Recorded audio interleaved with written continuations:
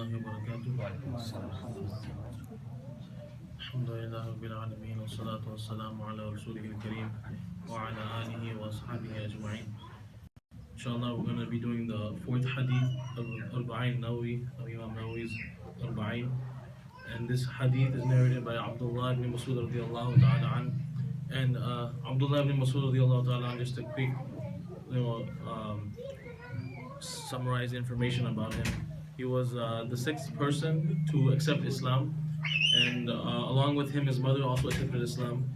And he narrated more than 800 plus ahadith from the Prophet sallallahu alaihi wasallam. He's very close to the Prophet sallallahu alaihi wasallam, so he knew a lot of secrets, a lot of things that other Sahaba radiallahu anhum didn't know.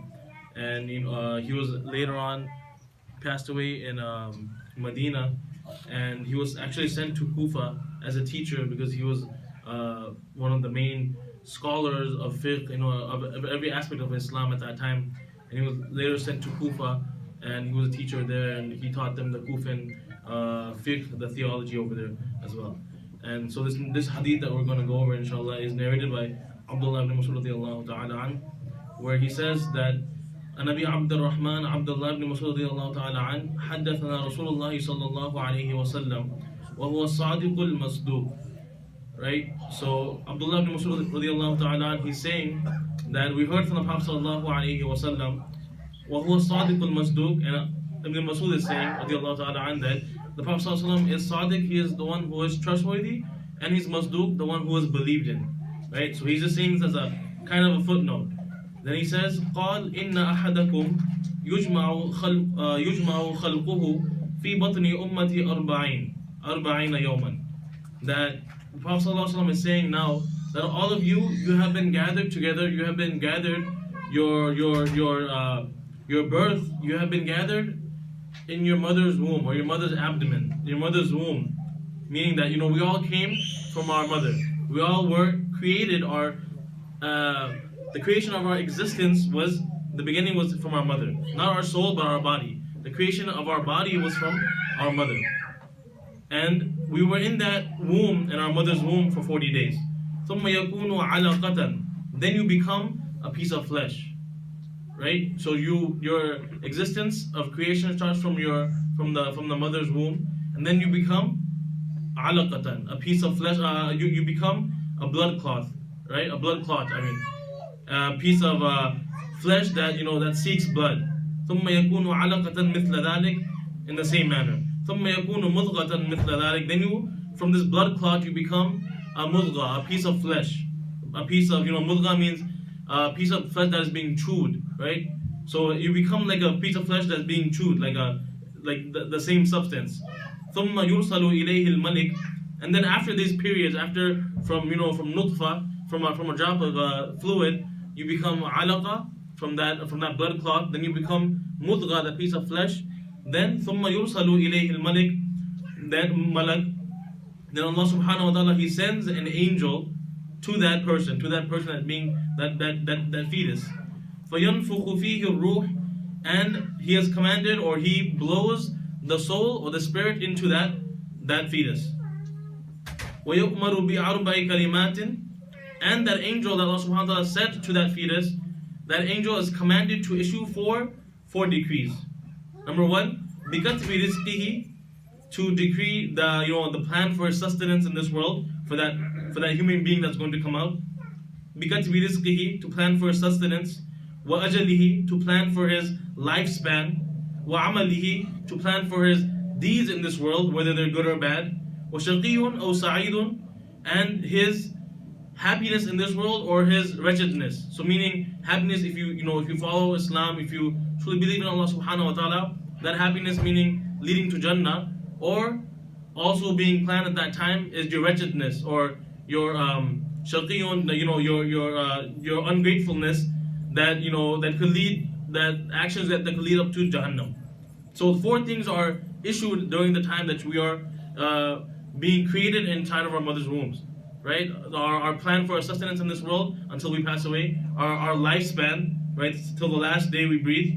وَعَمَلِهِ, the deeds that we do in this world. وَشَقِيٌّ أَوْ سَعِيدٌ, and the fact that either we're going to be the people of Jannah or we're going to be the people of Jahannam. So this this deals with the whole concept of qadr, fate, and we went over this a little bit in the first hadith, and that we know that Allah subhanahu wa ta'ala has written everything in the Lawh Mahfuz, but we still have our actions in our daily lives that we can what's it called? Our actions, like we can still choose to do what we want to do in this world. So Allah subhanahu wa ta'ala has given us a choice that there's Islam, there's religion, there's Prophet Muhammad sallallahu alaihi wasallam, there's the Quran, and you choose what you want to do, right? You choose that you either follow Islam or you don't follow Islam. So we still have a choice in this world, but every single thing is in the plan of Allah subhanahu wa ta'ala. For wallahi alladhi. So till that point, that was the saying of the Prophet sallallahu alaihi wasallam. This part is Ibn Masud, he's saying himself. For wallahi alladhi la ilaha ghayruhu, and I swear by Allah subhanahu wa ta'ala that there is no God but Allah subhanahu wa ta'ala. Inna ahadakum ya'malu bi'amali ahli al-jannati hatta ma yakunu baynahu wa baynaha illa dhira. That, so this part is being said by Ibn Masud radiyallahu ta'ala an. He's saying that verily, from amongst you people, there will be people that will do deeds that will lead them to Jannah, right? They'll be doing good deeds that will lead them to Jannah. Hatta ma yakunu baynahu wa baynaha illa dhira. They'll do so much good deeds that they'll be so close to Jannah. They'll be a one hand span or one arm span away from Jannah. So they'll do all these good deeds in this world that they're almost near Jannah. They're just around the corner from the doors of Jannah. إِلَّا ذِرَعٌ فَيَسْبِقُ عَلَيْهِ الْكِتَابِ. And then the decree or the fate of Allah subhanahu wa ta'ala, the qadr of Allah subhanahu wa ta'ala will take them over. فَيَعْمَلُ بِعَمَلِ أَهْلِ النَّارِ فَيَدْخُلَهَا. And that person that was so close to Jannah, he'll do something, he'll make mistakes, he'll sin in this world that will take him to Jahannam, and then he'll be in Jahannam. وَإِنَّ أَحَدَكُمْ, and the vice versa, the opposite.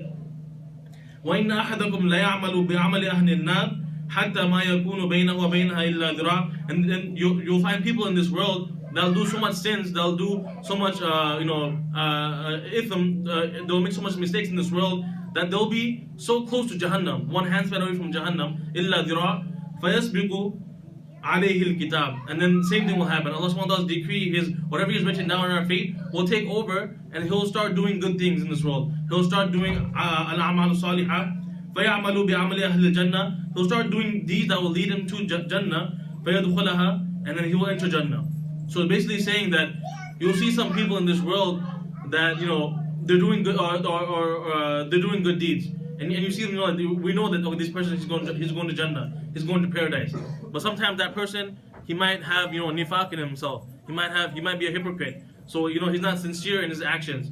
So it'll look to us externally that this person is going to go to Jannah, but he's actually not going to Jannah because of his hypocrisy or his insincerity. And on the other hand, someone might be doing sins, like for example a non-Muslim. We can say, okay, non-Muslims are going to go to Jahannam, and we can't say that because he might end up being a Muslim before he passes away. So even if it's a Muslim, also if we see a Muslim making mistakes, committing sins, we can't say, oh, this brother is he's gone astray or he's going to Jahannam. We can't say that. We can't call him kafir or anything because he still has a chance to turn back and still go into Jannah, inshallah. I mean, we all hope and we all make dua, Allah subhanahu wa ta'ala enters all of us into Jannah, inshallah. But we never know what Allah subhanahu wa ta'ala has written down for us, right? We never know when, we could all be here today in the masjid, all looking nice, all praying nicely. Tomorrow we could be somewhere else. Tomorrow we could be, on the wrong path. So may Allah subhanahu wa ta'ala give us all the tawfiq to stay on the straight path. Allahumma hdina as-sirat al-mustaqim. May Allah subhanahu wa ta'ala forgive each and every one of our sins. May Allah subhanahu wa ta'ala guide us in this world, inshallah, and guide our families, inshallah. Jazakumullah khairan. Assalamu alaikum wa rahmatullahi wa barakatuh.